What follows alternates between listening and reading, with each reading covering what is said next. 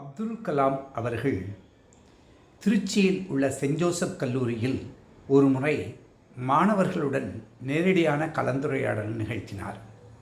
அப்பொழுது ஒரு மாணவி எழுந்து, நீங்கள் எப்பொழுதுமே மாணவைகளுடனே பேசிக்கொண்டு வருகின்றீர்களே, பெரியவர்களுக்கு ஏன் அறிவுரை கூறுவதில்லை என்று கேட்டார்.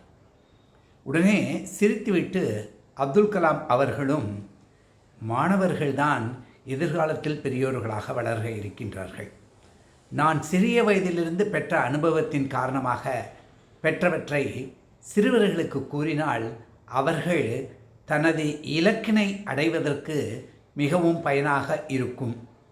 மற்றும் பெரியவர்கள் ஏற்கனவே தனது வழியினை தீர்மானித்து விட்டனர்.